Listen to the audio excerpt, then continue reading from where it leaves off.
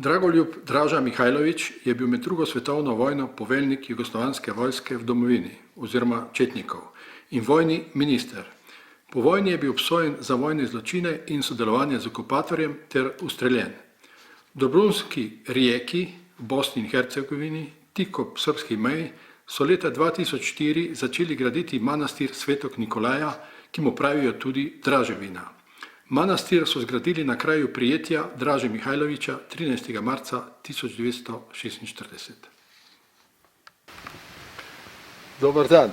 Vi ste tu u ovom manastiru, ne? Jer bi mogli da nam kažete nešto o manastiru? Vidimo i da je tu spomenik Draži Mihajloviću i kad je taj spomenik postavljen, kad je ovaj manastir izgrađen? Da vas pozdravim prvo ispred kuće ove manastira Svetog Nikolaja u Dobrunskoj rijeci i da poželim fin boravak i ugodno da provedete ove dane koje budete našoj u Srpskoj. Dakle, nalazimo se na kompleksu u čeličnom mjestu gdje je Draža navodno krio se nekih godina, malo više mjeseci i ovdje je taj spomenik koji su naši Srbi, hoću reći, opštinski odbor Viškada radnog pokreta podigli, hoću reći, otkupili iz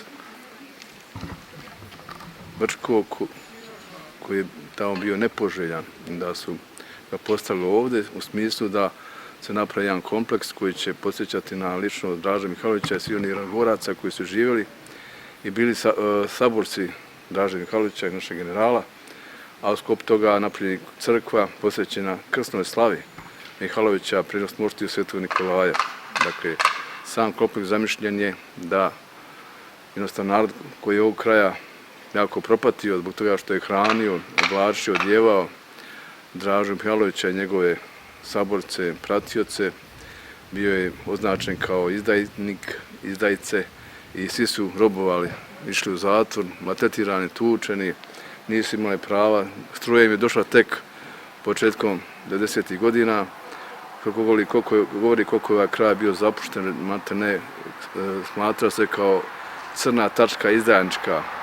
To su komunisti, jednostavno, ko nije vjerovao u njih, bio je izdajica, a eto, prošlo je svo vrijeme i komunista i partizana i dolaze do onoga što je suština.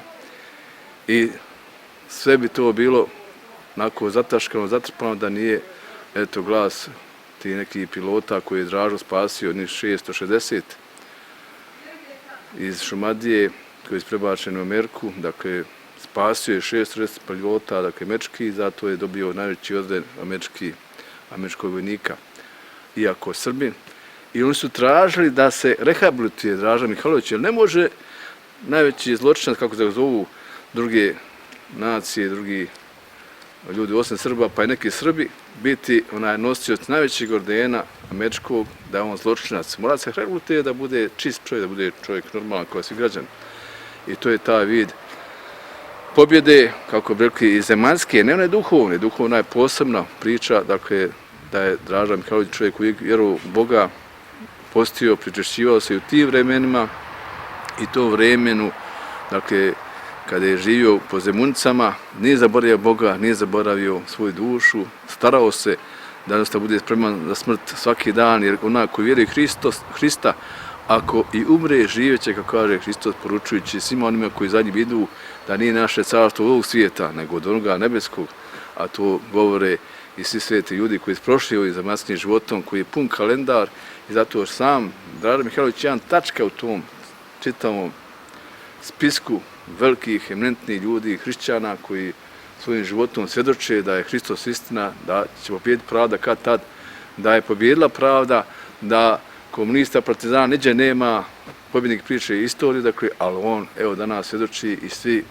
naši mladi naraštaji, ne kažem tinejdžeri, čitaju engleske tekstove, ne ove naše srpske koje su servirane, nego oni koji imaju, dakle, pozadnju i pečat, jel? Čovjek je spasio Ameriku, ta nije bilo Draže Mihajlović, nije spasio te pilote, danas možda je Amerika bila, kad su Japanci udarili sa leđa, možda je bila ko Bosna i Hercegovina, mala.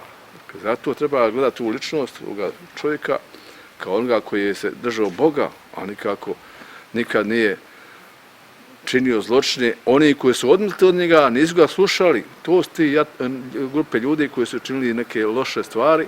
Dakle, ali ne možemo zbog Nikole da mrzimo Svetog Nikolu. Toliko. Ravna gora.